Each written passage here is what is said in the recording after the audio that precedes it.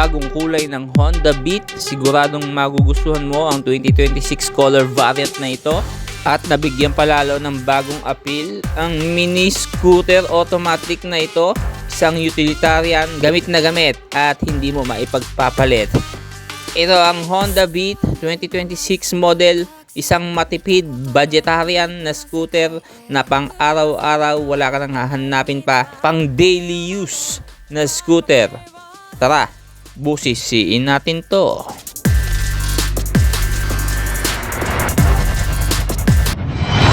Boss Motovlog.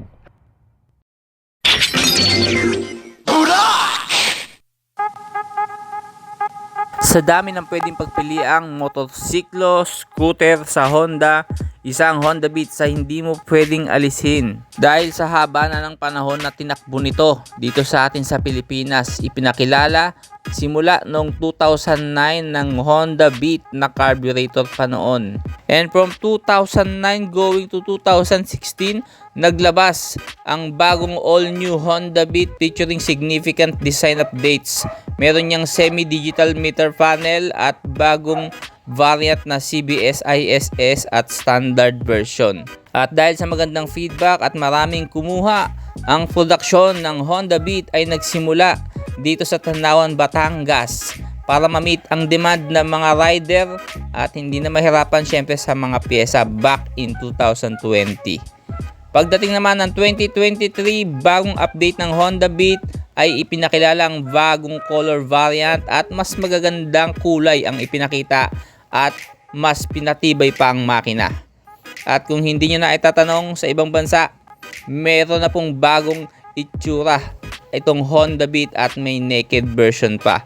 So wala pa yon, abangan natin. Pero sa ngayon, mga kulay at iba't ibang color variant ang makikita natin dito sa atin sa Pilipinas. Isa nga itong Honda Beat na kulay pula na pinipicture natin ngayon ang ating bubusisiin. Lalo na sa mga bago pa lang at wala pang idea sa motor na ito, bakit nananatili ito at halos dekada na rin po dito na mamayagpag sa atin sa Pilipinas ang Honda Beat. Sa tingin ko yung mga dahilan na yan na magiging turning factor para kumuha ka na ng first motorcycle scooter mo ngayong taon.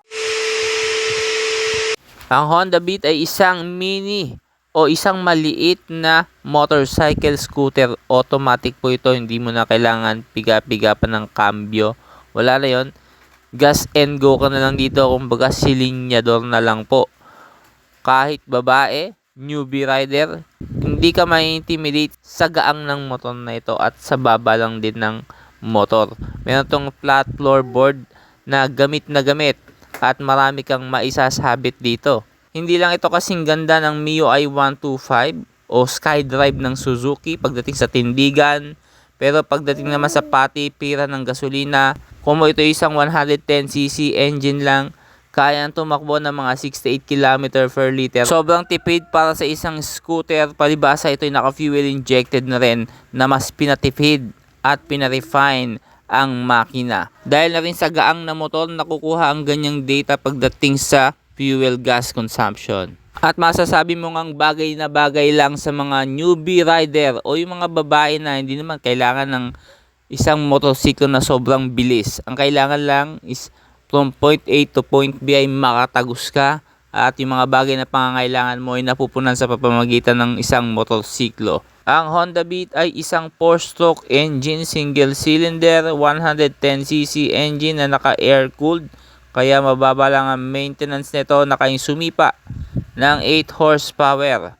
Ang kanyang tank capacity naman, 4.2 liters. Tamang-tama para sa isang maliit na makina at kayang-kayang abutin ang 68 km per liter basta chill ride lang. Siyempre, depende yan sa throttle habit mo at sa bigat mo. Kung mabigat ka, siyempre, mas malakas kumain ng gasolina. Pero pinakamatipid pa rin sa lahat kung ikukumpara mo sa mga kakompetensya nito sa merkado. May dalawang variant ang Honda Beat. Meron niyang CBS ISS version at yung standard version. Itong kulay pula na to ay naka-standard version. Wala siyang idling stop and start system na kung saan pag nakatigil ka sa stoplight, 5 seconds, kusang mamamatay ang makina mo. At kung gusto mo nang umandar, i-throttle up mo lang, ay aandar na uli ang makina ng motorsiklo mo. Kung saan ito ay mas nakakatipid ka ng gasolina mo. Meron itong park brake lock na kung saan pwede mong i-lock ang preno ng gulong mo para mas stable siya, lalo na sa mga elevated na parking lot. Hindi basta-basta aatras ang motorsiklo mo. Naka-LED na ang ilaw nito sa harapan. Ang mga signal light naman harap at likod ay naka-bulb type.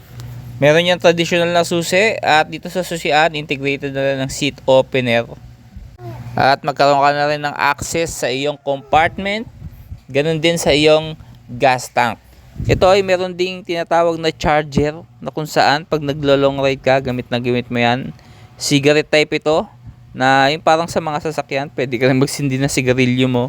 Gamit na gamit ito lalo na ng mga delivery rider o yung mga pangmahaba ang biyahe, hindi na makauwi sa bahay para mag-charge ng cellphone nila.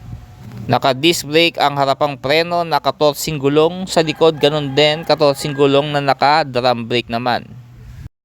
Meron itong side stand switch na kung saan pag magsa-side stand ka ng motor mo, hindi na mapapaandar o kusang mamamatay ang makina nito.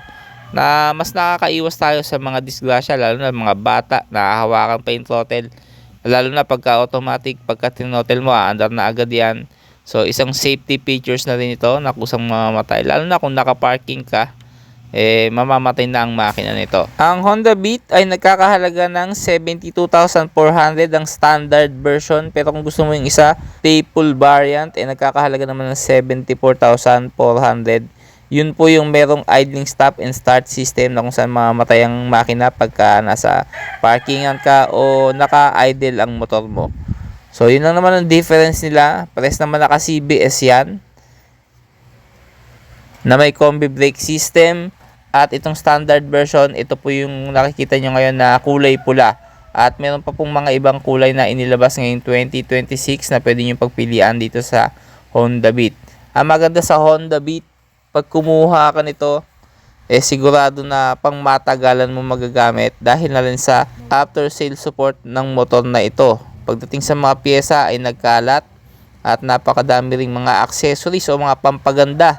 Dahil kagaya na nasabi natin ay matagal na po ang Honda Beat sa market, dahil sa tinagal-tagal nito at nagustuhan ng tao, nagsulputan na rin po at nag-evolve na rin po pagdating sa mga pyesa.